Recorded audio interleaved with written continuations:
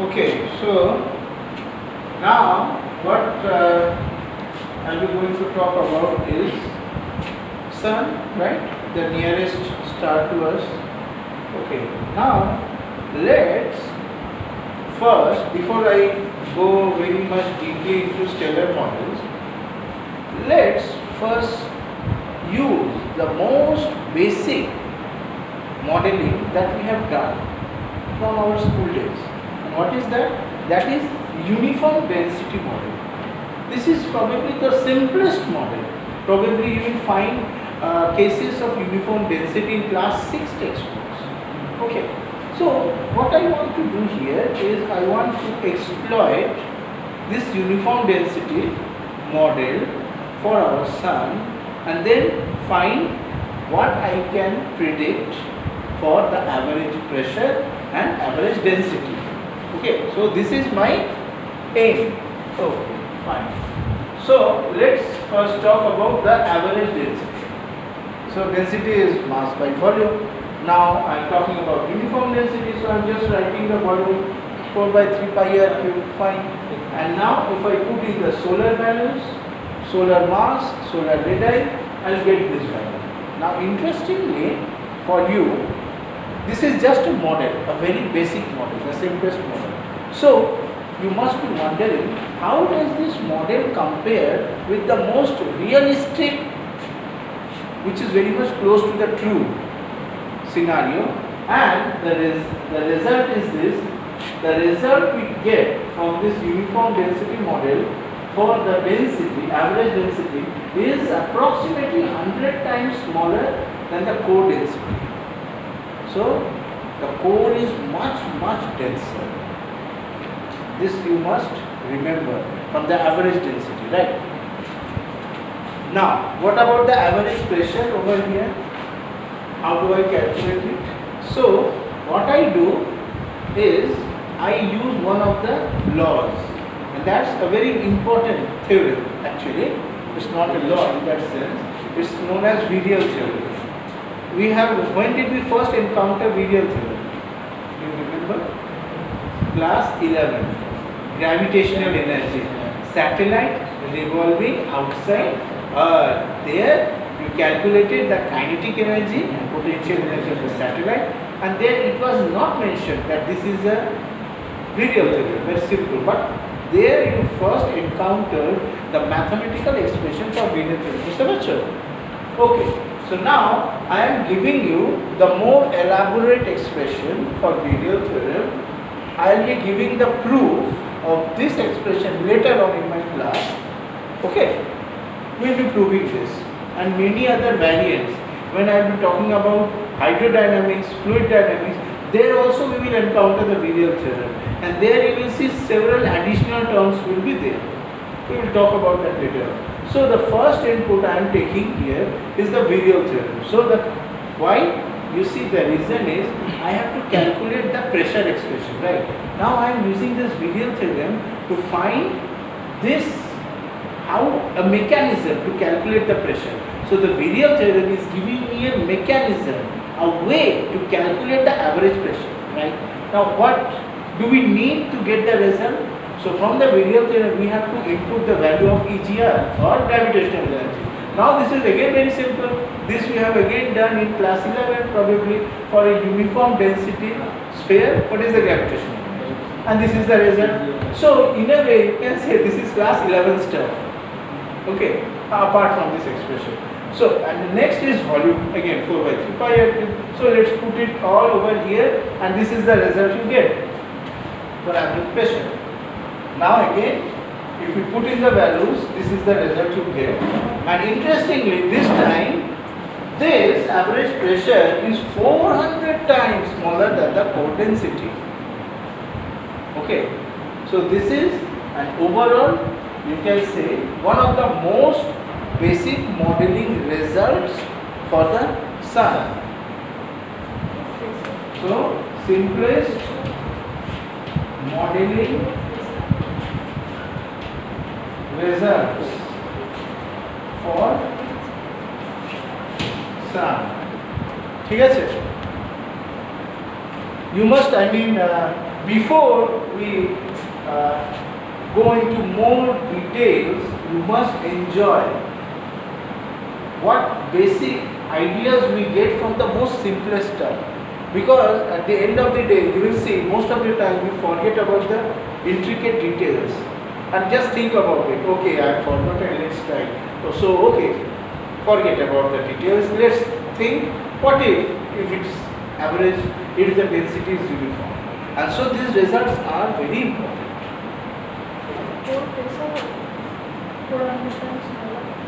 This is core density, this is core pressure.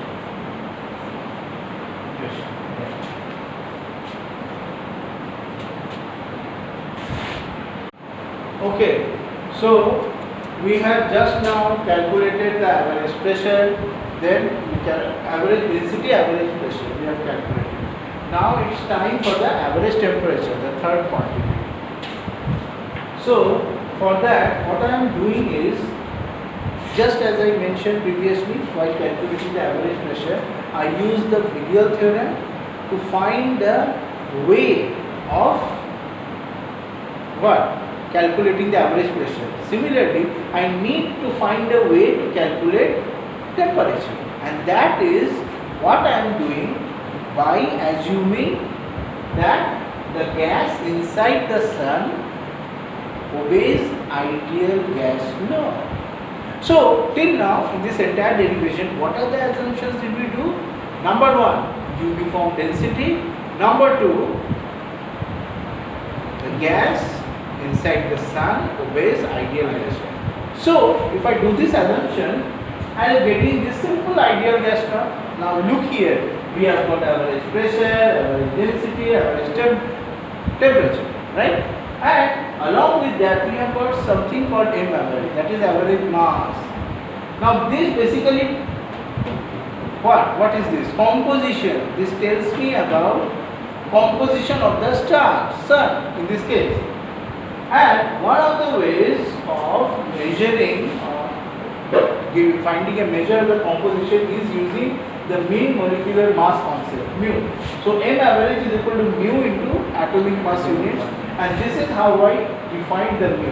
Total mass, the particles divided by the particles, number of particles.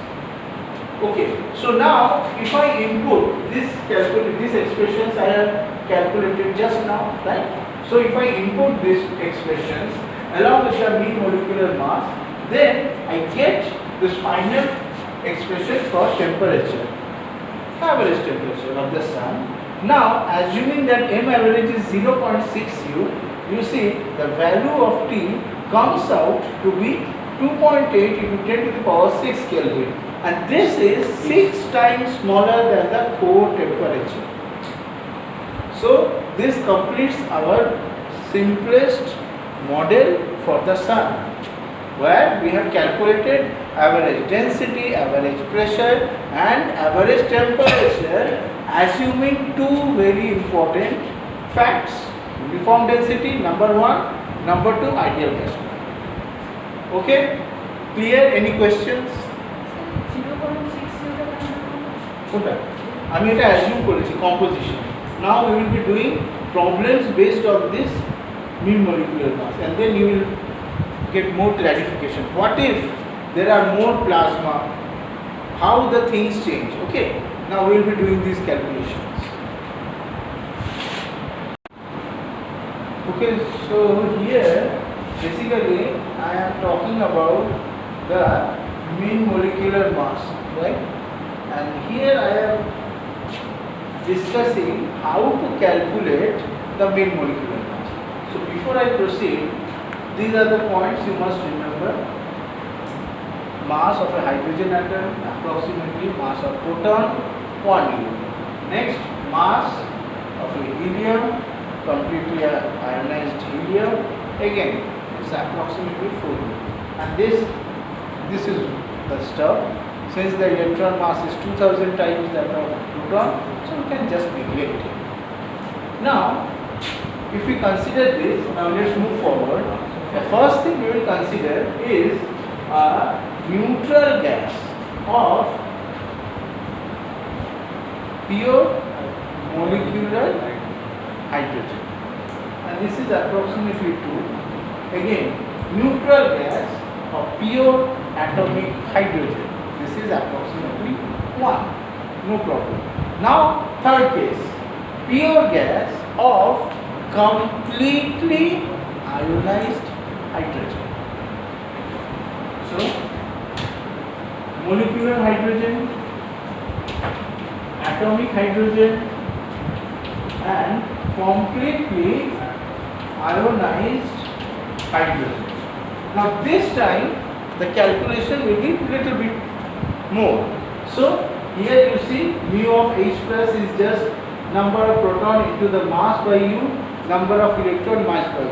And note that in this case the protons and neutrons, they are equal in number. So protons and neutrons are there in a 1-to-1 ratio. So we will use this fact, Np equal to Ne, again Np by U 1, Me by U equal to 0. And if I put this, we will see that the value comes out to be 0.5.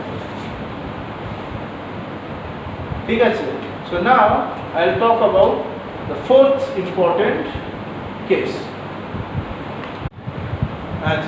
So this is the fourth problem, and now we are talking about a neutral plasma which contains fully ionized atoms whose Z lie in the range 20 to 30. Now when I say Z lies in this range 20 to 30, what's the implication?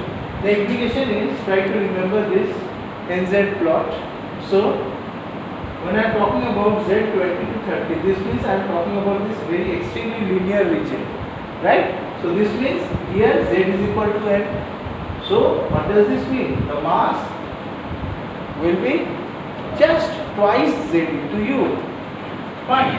Now also remember that each ion will produce Z electrons in the plasma. So if we consider that there are total Nz ions, then the mean molecular weight will be this Nz into twice Zu by U plus Z, right, for electrons. So here I am considering proton, neutron, and this is the electron part. And then again we use the previous calculations, Mp, Me, those relations. And you will get this result, twice Z by Z plus 1. And since Z is in this range, so this just gives you approximately 2. Okay. So today we have done 4 very interesting applications or simple calculation of mean molecular mass. Any question? Fine. So for homework, I would like you to do this. Consider a gas where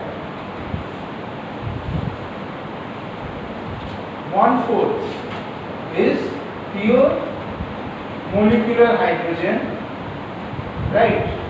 1/4 is pure atomic hydrogen, 1/4 is completely ionized hydrogen, and 1/4 is completely ionized helium. Okay. So if this is the case, then what will be the mean molecular mass of this gas? So this is for homework.